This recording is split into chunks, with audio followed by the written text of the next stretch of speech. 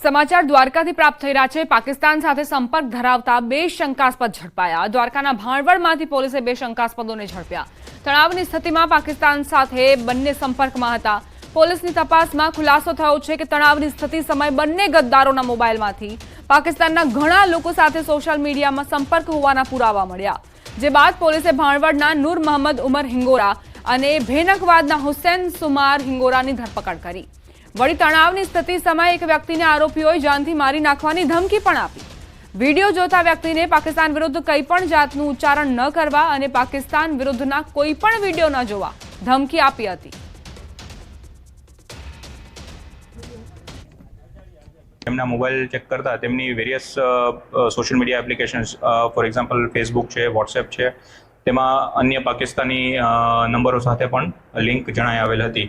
જે બાબતની આગળની તપાસ હાલ ચાલુ છે। પ્રાથમિક તપાસમાં એવું જાણવા મળેલું છે કે આ લોકોનું તેમના રિલેટિવ્સને એવું ત્યાં હોય છે કોન્ટેક્ટ્સ, અને અગાઉ કોઈ સોશિયલ મીડિયા લિંક્સથી તેમના ફ્રેન્ડ્સ મિત્રો પણ ત્યાં પાકિસ્તાનમાં હોઈ શકે છે અને તેમના સાથે તેમની સોશિયલ મીડિયા મારફતે વાતચીત થતી હોય છે। જેવું પ્રાથમિક દ્રષ્ટિએ જણાઈ આવે છે તેમાં હજી આગળની તપાસ હાલ ચાલુ કરેલ છે। છેલ્લા કેટલાક દિવસથી સમગ્ર ગુજરાત અને ગીર સોમનાથ જિલ્લામાં આસમાની આફત ત્રાટકી છે। ચોમાસા પહેલા જ ગીર પંથકમાં કમોસમી વરસાદ તૂટી પડ્યો અને અનેક જગ્યા પર વરસાદ સાથે ભારે પવન પણ ફૂંકાયો, જેના કારણે કેસર કેરીના પાકને ભારે નુકસાન થયું। બીજી તરફ અડદ, મગ, બાજરી અને તલ પકાવતા ખેડૂતોની સ્થિતિ પણ જુદી નથી। તેમને પણ ભારે ફટકો પડ્યો, જેને લઈને ખેડૂત નેતાઓ અને ખેડૂતો દ્વારા કોડીનાર મામલતદારને આવેદનપત્ર પાઠવવામાં આવ્યું। ખેડૂતોએ માંગ કરી કે સરકાર તાત્કાલિક સર્વે કરાવી ખેડૂતોને વળતર આપે। ખેડૂતોના મતે પાક વાવવા અને તેને ઉછેર કરવામાં મોટો ખર્ચ કરાય છે અને હવે ફરી વાવેતર કરવા ખેડૂતોએ સહાયની માંગ કરી છે। છેલ્લા સતત 6 થી 7 દિવસથી સતત કમોસમી વરસાદ વરસી રહ્યો છે। કમોસમી વરસાદે માજા મૂકી છે। ખેડૂતોને કઠોળ પાક, બાગાયતી પાકમાં અનેક પ્રકારનું નુકસાન છે, અનકેનું નુકસાન થયું છે। તે બાબતે પણ સહાય તાત્કાલિક ધોરણે સહાય ચૂકવે એ બાબતે આવેદનપત્ર આપ્યું છે। 5 થી 6 ઇંચ થયો છે। એનું જે ખેડૂતોને નુકસાન થયું છે એને સ્થળ ઉપર સરકારશ્રીના ખેતીવાડી ખાતા મારફત તાત્કાલિક એટલે વહેલામાં વહેલી તકે 2 થી 3 દિવસમાં આની જો સર્વે થાય તો વાસ્તવિક ખ્યાલ આવે।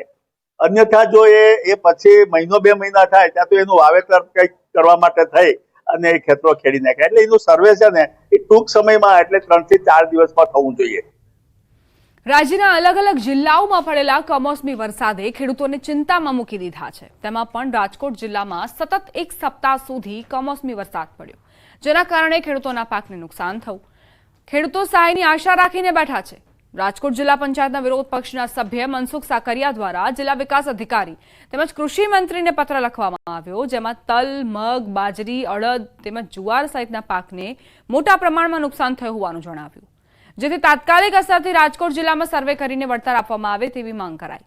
જોકે જિલ્લા પંચાયતના અધિકારીઓનું કહેવું છે કે 30%થી ઓછું નુકસાન થયું હોવાથી નુકસાન બાબતનો સર્વે કરવાની જરૂર નથી।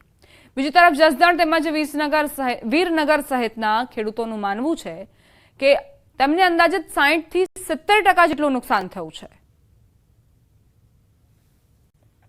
તો રાજકોટમાં કઈ રીતે ખેડૂતો પર માવઠાની માઠી દશા બેઠી, પાકને નુકસાન થયું, બીજી તરફ અધિકારીઓનું કહેવું છે કે 30%થી ઓછું નુકસાન ગયું છે, ખેડૂતોનું માનવા તેઓ તૈયાર નથી।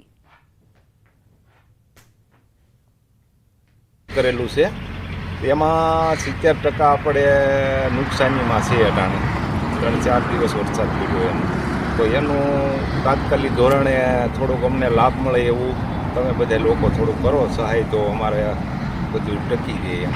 15 વીઘાના મેં તલ વાવ્યા છે, 70% નુકસાન ગઈ છે।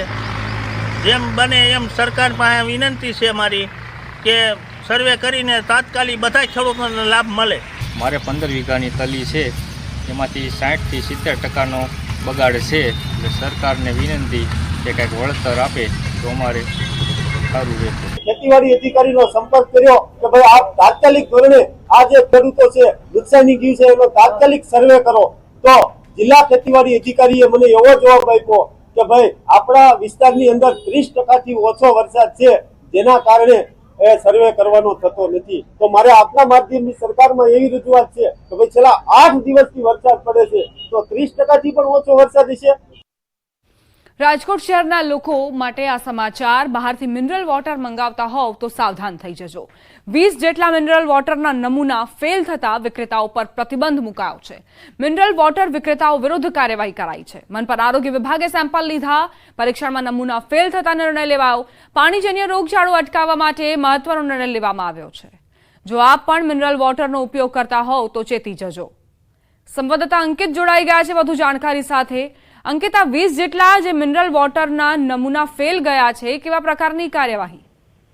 ચોક્કસ ખાસ કરીને વાત કરવામાં આવે તો પાણીજન્ય રોગચાળો અટકાવવા માટે રાજકોટ મહાનગરપાલિકાના આરોગ્ય વિભાગ દ્વારા જુદી 20 જેટલી જે મિનરલ વોટર વેચતી જે પેઢી છે તેમને ત્યાં સેમ્પલિંગ લેવામાં આવ્યું હતું ને 20 જેટલી જગ્યાએથી સેમ્પલિંગ લેવામાં આવ્યું હતું। ત્યારે પરીક્ષણમાં 3 જેટલા સેમ્પલ છે જેમાં ઇન્ટરમીડિયેટ રિઝલ્ટ આવ્યું છે, જ્યારે કે 17 જેટલા સેમ્પલ છે તેમાં અનસેટિસ્ફેક્ટરી રિઝલ્ટ છે તે આવ્યું છે અને તેના જ કારણે તમામ જે 20 જેટલી જે પેઢી છે કે જે બીમારી ફેલાવે તેવું પાણી વેચતી હતી તેના ઉપર હાલ અત્યારે પ્રતિબંધ લાદવામાં આવ્યો છે।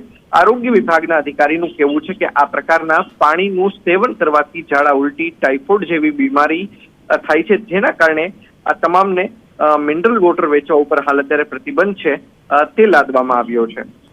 આભાર અંકિત, જાણકારી આપવા માટે। અમદાવાદના વસ્ત્રાપુર પોલીસ સ્ટેશન વિસ્તારમાં દુકાનદાર પર કર્મચારી અને તેના પરિજનોએ હુમલો કર્યો। દુકાનદારે કર્મચારીને પગારના રૂપિયા 3000 ન આપતા ઝઘડો થયો હતો અને દુકાનદારે બોણી ન થઈ હોવાથી આવતીકાલે આપવાનો વાયદો કર્યો હતો। દરજીકામ શીખવા આવેલા યુવકે પરિવારજનો સાથે આવીને દુકાનદાર પર જ હુમલો કર્યો। ઘટનાના સીસીટીવી ફૂટેજ વાયરલ થયા છે। કર્મચારી, તેના માતા પિતા અને મામા સહિત 4 લોકો વિરુદ્ધ ફરિયાદ નોંધાવાઈ છે। અમદાવાદના સીસીટીવી ફૂટેજ જુઓ। આ યુવક અહીં નોકરી કરતો હતો। પગારના 3000 રૂપિયા બાકી હતા। દુકાનદારે કહ્યું કે હજુ સુધી બોણી નથી થઈ, આવતીકાલે આવજો અને પૈસા લઈ જજો। તો આ યુવક જે પોતાના માતા પિતા અને મામા સાથે પહોંચ્યો હતો તેણે મારામારી કરી। તેના સીસીટીવી ફૂટેજ પણ વાયરલ થયા છે। આ યુવકને એ ડર ન હતો કે આ મારામારી બાદ તે પોલીસના કાયદાના સંઘર્ષમાં આવશે। વસ્ત્રાપુર પોલીસ સ્ટેશન વિસ્તારની આ ઘટના, દુકાનદાર પર કઈ રીતે કર્મચારી અને પરિજનોએ હંગામો મચાવી દીધો, વેપારી પર હુમલો કરી દીધો તે જુઓ। વસ્ત્રાપુરમાં 4 લોકો સામે ફરિયાદ નોંધવામાં આવી છે। પોલીસ હવે તેમની સામે કાર્યવાહી કરી રહી છે। સવાલ અહીં એ હતો કે માત્ર 3000 રૂપિયા બાકી હતા અને દુકાનદારે એવું પણ કહ્યું હતું કે કાલે આવજો, પરંતુ તેમ છતાં આ યુવાનનો પિત્તો ગયો। સંવાદદાતા ઋત્વિજ જોડાઈ ગયા છે વધુ જાણકારી સાથે। ઋત્વિજ, આજે સીસીટીવી ફૂટેજ સામે આવ્યા છે, શું વિગત તેને લઈ? હજી વાત કરીએ તો વસ્ત્રાપુર વિસ્તારનો આ બનાવ હોવાનું જાણવા મળી રહ્યું છે। જે કર્મચારી હતો તે પોતે તેના દુકાનદાર એટલે કે શેઠ પાસે તેણે રૂપિયાની માંગણી કરી હતી, પરંતુ શેઠે આવતીકાલે રૂપિયા આપવા માટેનું કહ્યું હતું, પરંતુ જે પ્રકારે તેણે રૂપિયા ન આપ્યા હતા ને ત્યારબાદ આ દુકાનદાર કે જે કર્મચારી છે તે ઉશ્કેરાઈ ગયો હતો અને તેના માતા પિતા અને મામા સાથે આવીને તેણે બોલાચાલી, ઝઘડો અને મારામારી કરી હતી। જે સમગ્ર ઘટના છે તેના સીસીટીવી ફૂટેજ પણ વાયરલ થયા છે અને હાલમાં પોલીસ દ્વારા આ સમગ્ર મામલે 4 લોકો વિરુદ્ધની અંદર ફરિયાદ દાખલ કરીને વધુ તપાસ હાથ ધરી છે। આભાર ઋત્વિજ, જાણકારી આપવા માટે। સુરેન્દ્રનગર જિલ્લાના પાટડી તાલુકામાં કમોસમી વરસાદે જગતના તાતના હાલ બેહાલ કર્યા। ખારાઘોડા સહિતના વિસ્તારોમાં તાજેતરમાં ભારે પવન સાથે કમોસમી વરસાદ વરસ્યો હતો, જેના કારણે અનેક અગરિયાઓના મીઠાના અગરમાં પાણી ફરી વળતા મોટા પાયે નુકસાન પહોંચ્યું।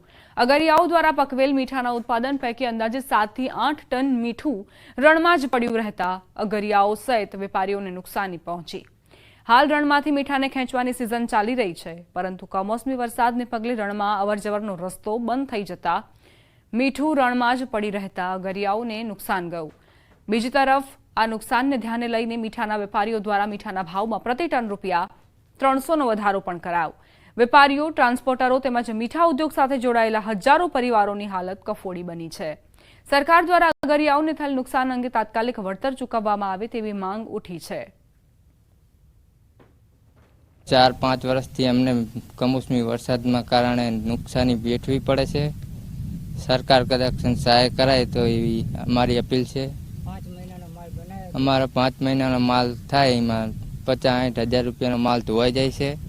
એમાં છેલ્લા 4-5 વર્ષથી કમોસમી વરસાદ આવવાથી મીઠાના પાકને તથા અગરિયા ભાઈઓને પણ પ્રમાણમાં ખૂબ મોટું પ્રમાણમાં નુકસાન જાય છે। જે અંગે અમે વેપારી ભાઈઓએ નિર્ણય કરી થોડો ભાવ વધારો કરેલ છે કે જેનો લાભ અમે અગરિયા ભાઈઓને આપી શકીએ. ખરેખર અગરિયા ભાઈઓને નુકસાન ઓછું જાય એ માટેના અમારા પ્રયત્નો પૂરા હોય છે. આ માટે અમે સરકારશ્રીને વારંવાર રજૂઆત કરવા છતાં અમને જે પ્રમાણમાં સહાય મળવી જોઈએ કંઈ મળતી નથી.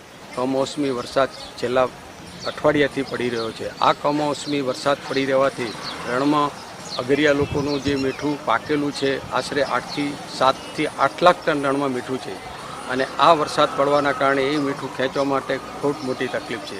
અમે સરકારશ્રીને અવારનવાર વિનંતી કરી છે કે ભાઈ આ અગરિયાઓ માટે આ નાના રણમાં કંઈક કાયમી ઉકેલ આવે એવી જો સરકારશ્રી કોઈ આયોજન કરે કે છેલ્લા 5 વર્ષથી આ રણમાં સતત સાયક્લોન આવવાના કારણે ખૂબ મોટું નુકસાન થાય છે. માવઠાએ મીઠા ઉદ્યોગને ધોઈ નાખ્યો.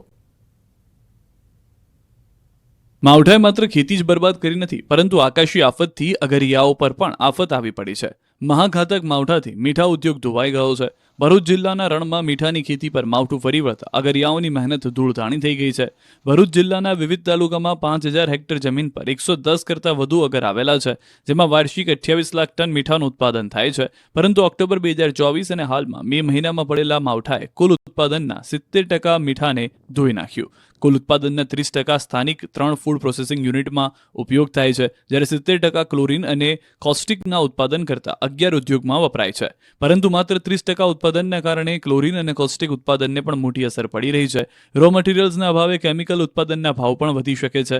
કમોસમી વરસાદથી મીઠા ઉદ્યોગને કરોડોનું નુકસાન વેઠવાનો વારો આવ્યો. 20 લાખ ટન કરતાં વધુ